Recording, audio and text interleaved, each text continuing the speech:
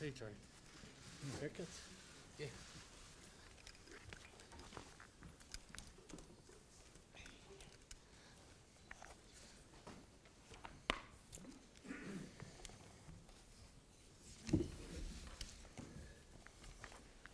Good afternoon, everyone, and sorry for this delay. It's a very busy day here for us in Geneva, and that will make us have this press conference very shorter than usual. Journalists online, it's clicking raise hand to ask questions, those dialing in *9. Today we have Dr. Tedros, Dr. Sylvie Briand, and Dr. Mike Ryan that I don't really need to introduce specifically.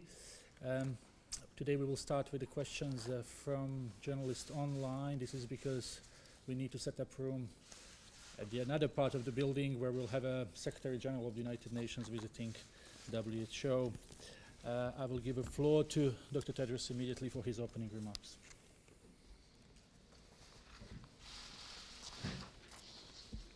Yeah, thank you, Tariq. And good afternoon, everyone. Let me start, as always, with the latest numbers. As of 6 a.m. Geneva time this morning, China has reported a total of 77,362 cases of COVID-19 to WHO, including 2,618 deaths. In the past 24 hours, China has reported 416 new confirmed cases and 150 deaths. We're encouraged by the continued decline in cases in China. Earlier today, the WHO China Joint Mission concluded its visit and delivered its report. As you know, the team has traveled to several different provinces, including Wuhan. The team has made a range of findings about the transmissibility of the virus, the severity of the disease, and the impact of the measures taken. They found that the epidemic peaked and plateaued between the 23rd of January and the 2nd of February, and has been declining steadily since then. They have found that there has been no significant change in the DNA of the virus. They found that the fatality rate is between 2% and 4% in Wuhan and 0.7% outside Wuhan. They found that for people with mild disease, recovery time is about 2 weeks, while people with severe or critical disease recover within 3 to 6 weeks. The team also estimates that the measures taken in China have averted a significant number of cases. The report contains a wealth of other information and highlights questions for which we still don't have answers, and includes 22 recommendations. Dr. Bruce Aylward will give more details tomorrow on behalf of the joint team. But the key message that should give all countries hope, courage, and confidence is that this virus can be contained. Indeed, there are many countries that have done exactly that.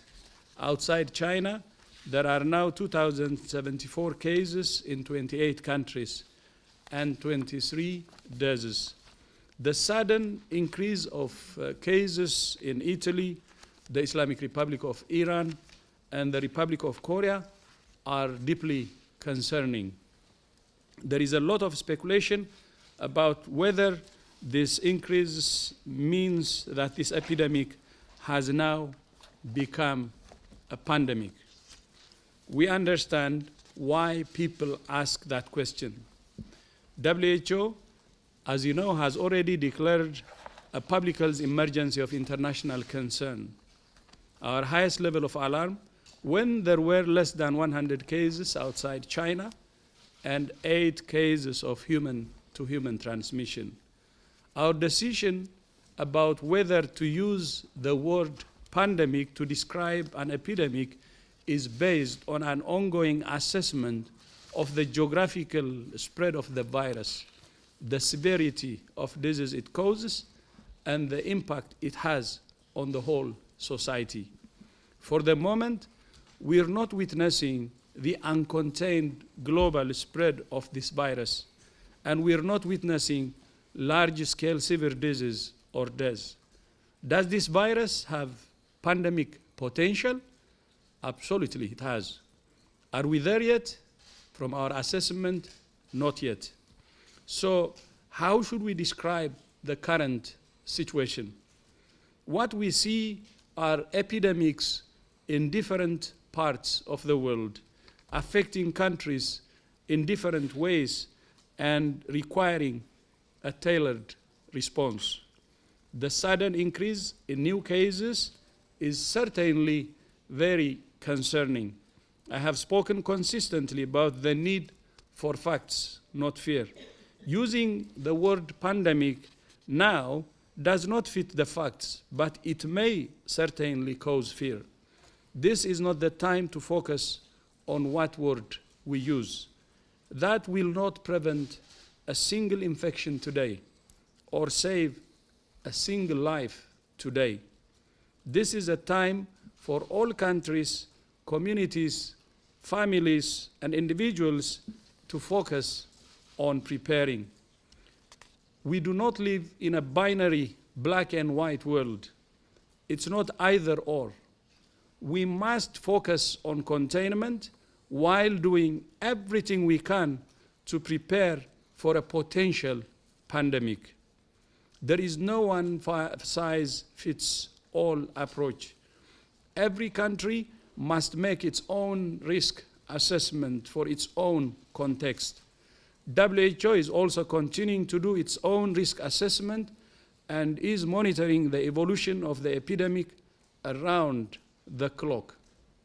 But there are at least 3 priorities. First, all countries must prioritize protecting health workers. Second, we must engage communities to protect people who are most at risk of severe disease, particularly the elderly and people with underlying health conditions. And third, we must protect countries that are the most vulnerable by doing our utmost to contain epidemics in countries with the capacity to do it. In the past few days, I have held meetings with the foreign ministers of France, Germany, Indonesia, Cuba, the Republic of Korea, and I want to thank them for agreeing to support the response. I also wish to thank the European Commission for its contribution of 232 million euros, which demonstrates the kind of global solidarity that gives me hope.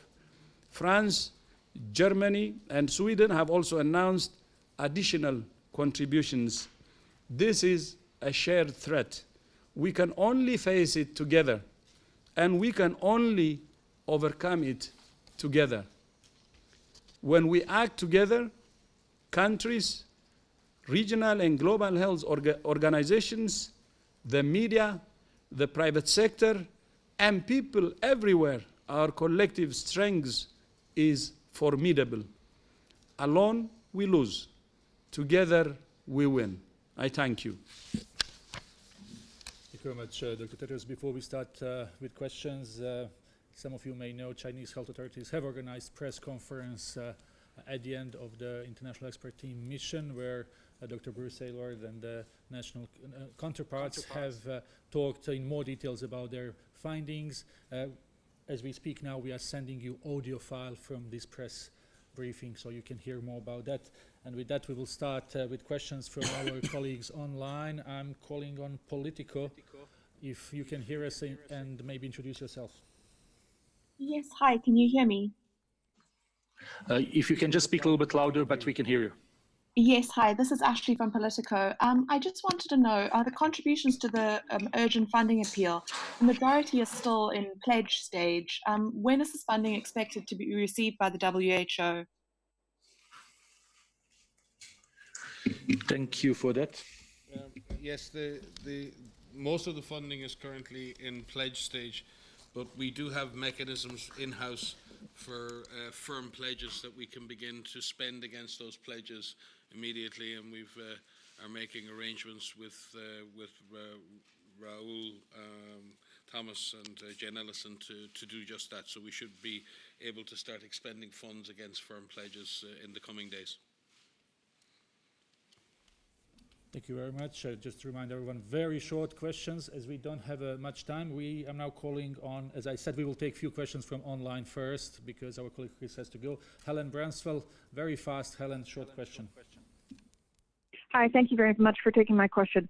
I tried to listen to the audio from Beijing today, and I was unclear at times whether Dr. Aylward was recommending that other countries take the measures that China is taking. Is WHO suggesting that when the virus arrives in a new location, that countries should effectively try the lockdown approach that China has used?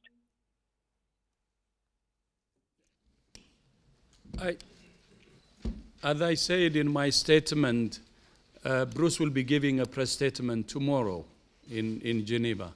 So I think it would be better to attend that. Thank you. Thank you very much. Yes, we will have a Bruce Aylward tomorrow. But as I said, you can already listen. For those who have not been listening, you can listen what he has said as we are sending audio file. Let's go to CNN China. If we can hear from China. Hello. Hello. Okay, we don't have CNN China. Let's then go quickly to the room here. Stefan, please. Yes, Stefan Bissal, Leton newspaper. Two questions. First, about Iran, this surge of new cases. Apparently, there's a very high mortality rate if we compare to the number of cases and the number of deaths. So if you could elaborate on that. And second question is about Switzerland. Do you recommend any specific measures as far as the exposure to Italy is concerned? Thank you. Switzerland and Italy, the exposure, obviously they have specific measure at the border. Thank you. With regard to Iran, again, a little like was originally the case in China, we need to be very careful in the first wave of infections in any newly affected country, because we may only be detecting severe cases and the deaths will be overrepresented in that. We also need to be cognizant that the virus may have been there for longer than we had previously suspected. We do know, again, and each and every country is a different dynamic. You saw in Japan with the Sea Princess.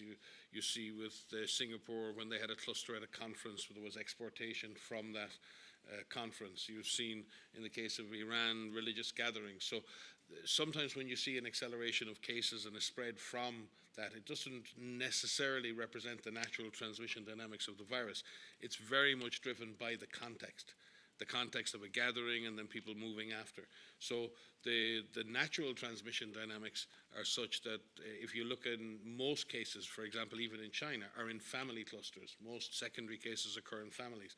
About 1 in 10 contacts become subsequently confirmed as cases, and that's been driving the epidemic. There are very then particular circumstances. So again, we need to understand the exact dynamics of what has happened in Iran. But clearly there have been gatherings for religious festivals and then people coming and then moving afterwards. So I think it's going to take another few days. We have a team arriving in Iran tomorrow, and our regional director will actually be there tomorrow as well, and a team arriving in Italy as we speak, and we're reaching out to all affected countries to ensure that they have the necessary technical assistance to understand the specific context and the transmission dynamics they're observing. But again, I caution everybody, please don't extrapolate from one individual country experience. Each situation is different. Oh, sorry. No, I think there are, again, the European Union and Switzerland and other European countries have been working closely together to maintain their open borders and to manage this risk collectively. Again, I think I've said it in numerous press conferences, there is no zero risk in this. This is about good risk management. It's about good communication between states. It's about management and early detection of cases and their appropriate isolation and treatment. It's not about shutting borders. It's about coherent, coordinated public health action by a number of member states who share borders in order to effectively manage the public health consequences of any importation of COVID-19. Thank you very much. Let's try one more time to call a few journalists online, and then we will get back to the room. So Jacqueline from CNN. Jacqueline, can you hear us? Yes, I can hear you. Thanks for taking my call. This is Jacqueline Howard from CNN. My question is just to follow up on the comments Dr. Tedros made about pandemic. Thank you for clarifying questions around the word pandemic. My follow-up to that is, at what point, as we monitor this outbreak, at what point could we call this a pandemic? And for any outbreak, what criteria does it have to reach to be determined a pandemic?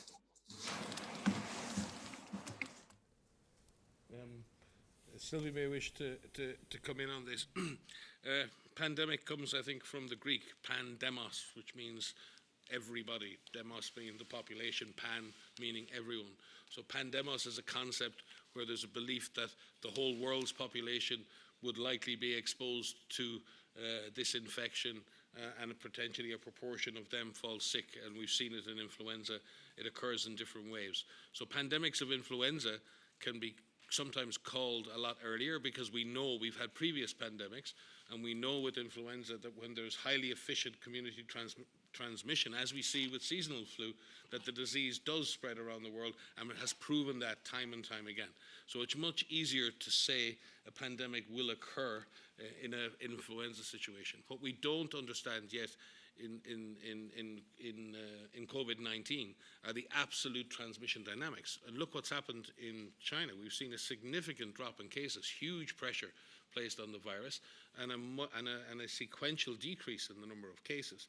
That goes against the logic of pandemic. Yet we see, in contrast to that, an acceleration of cases in places like Korea, and therefore we're still in the balance. It's very important that, and the Director General has said this time and time again, now is the time to prepare. So we're in a phase of preparedness for a potential pandemic. That doesn't stop anyone doing what they need to do. We've had enough countries now import disease. It is time to prepare. It is time to do everything you would do in preparing for a pandemic. But in declaring something a pandemic, it is too early. We're still trying to avoid that reality. We're still trying to avoid that eventuality, and countries are having success in doing that. So let's focus on what we can do and what we need to do, which is prepare. When we mean prepare, we mean prepare to detect cases, prepare to treat cases, prepare to follow contacts, prepare to put in place adequate containment measures. It's not 100 different measures. There are probably 5 or 6 key interventions, and the Director General outlined them in his speech, and Sylvie may wish to comment on this as well. Yeah, thanks a lot.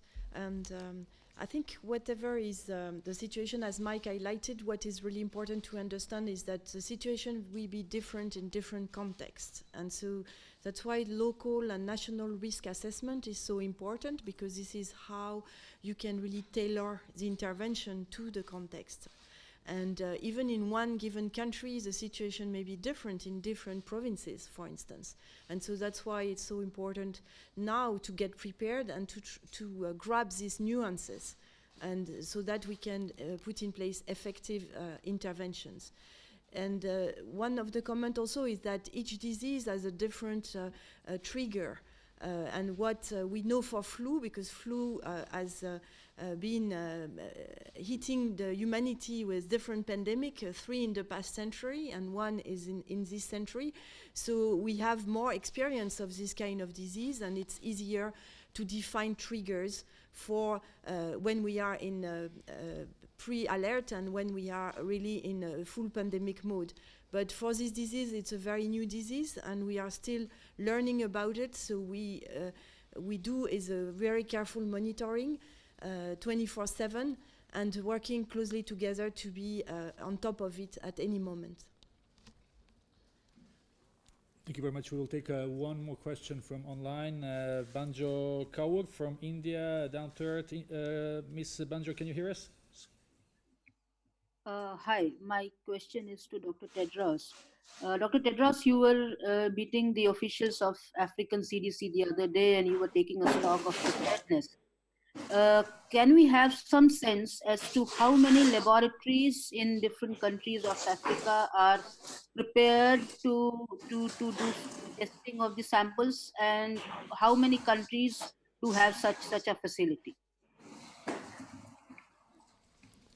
Yeah, thank you.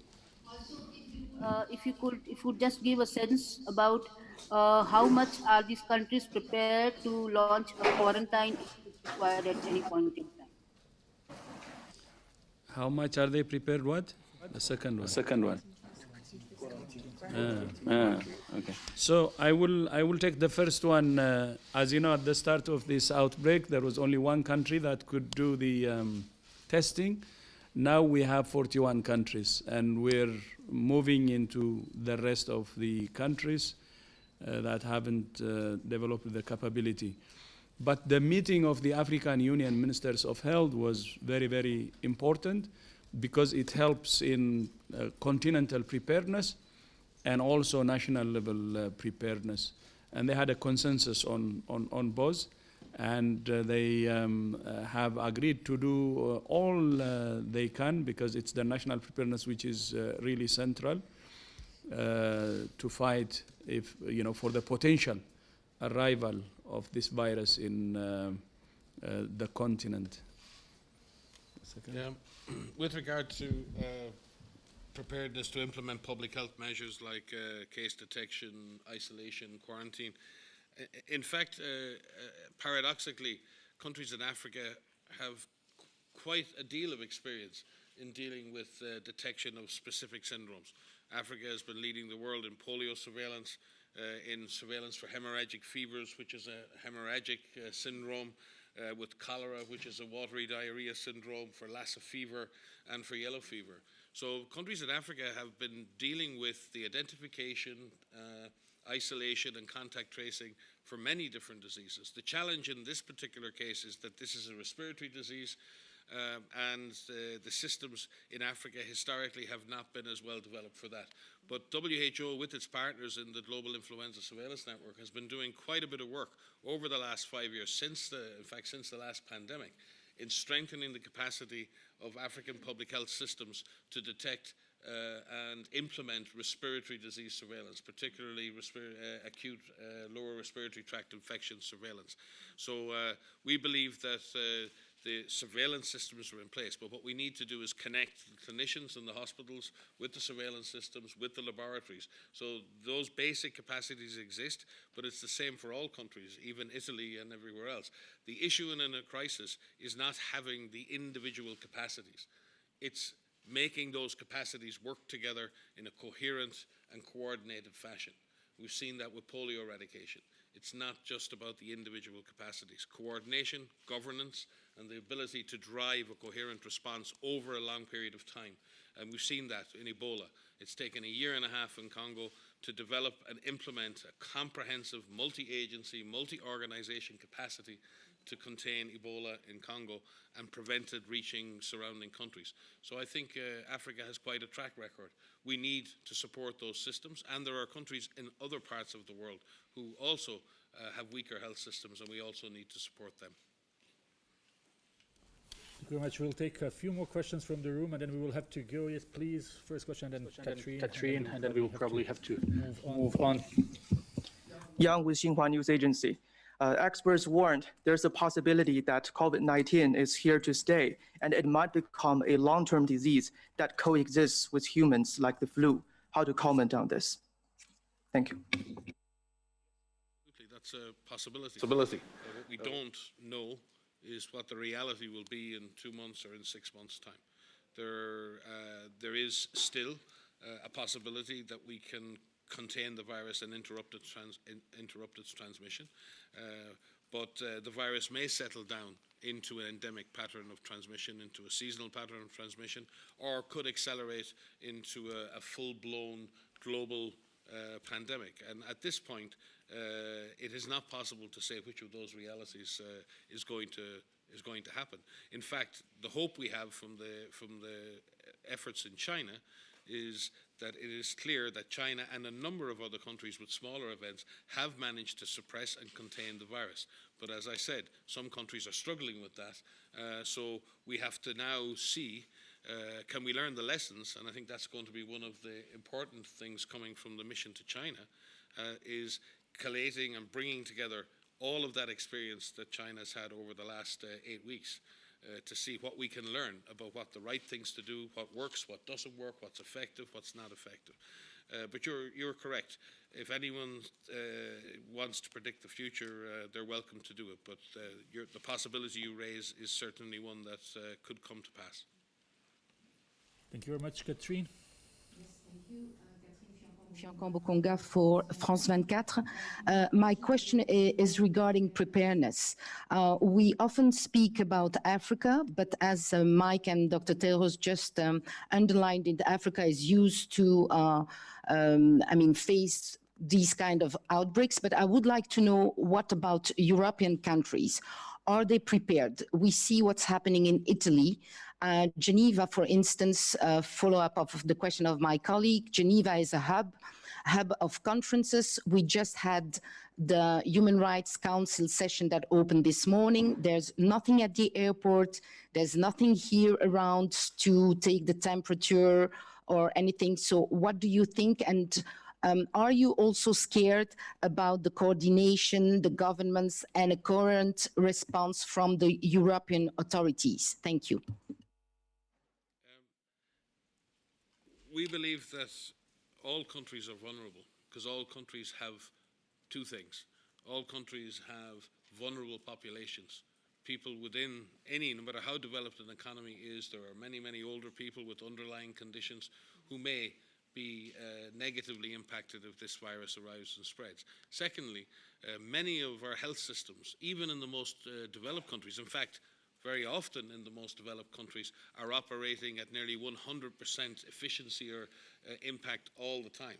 You don't see many extra beds in hospitals in Europe. So the problem for the European countries and other countries in the developed world is that the health systems may come under a lot of extra pressure. We see that with the seasonal influenza every winter. But slowing down the virus, even now slowing down the virus spreading in Europe, in order for the flu season to end, will free up significant capacity in the health system.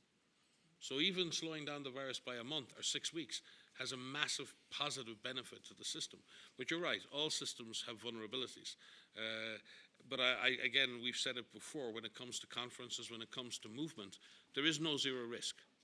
We cannot shut down the world in the sense of everyone can close their borders and everyone can say there's no movement. That's not going to work because disease can spread between nations. So I think what we need to focus on is risk management, reducing the risks of disease importation, reducing the risk of disease transmission, increasing the survival of patients who get sick, and understand that this virus may come and it may cause outbreaks or epidemics in any number of countries, but they can be managed, they can be dealt with. But I think we have to be very, very careful in trying to suggest that we can absolutely stop this virus from spreading from one country to the next. I don't think that's possible. Sylvie, if you have a comment on that. I think you are right, and I think we have seen many crises, not necessarily linked to viruses, but if you remember a few years ago, the heat wave as well. So it shows that every country has vulnerabilities. But that is why the alert was raised, so that now they need to really consider their plan, because normally most of the countries have done a preparedness plan and test this plan and see if this plan will work and put aside all the facilities and assets they can have so that they can beat the virus when it comes. Mm-hmm. Very much, So there could be some surprise for many European countries, but the one thing that's there could be surprise to many countries, but one thing that's clear is the capacity, the institutional capacity they have can be triggered to counter.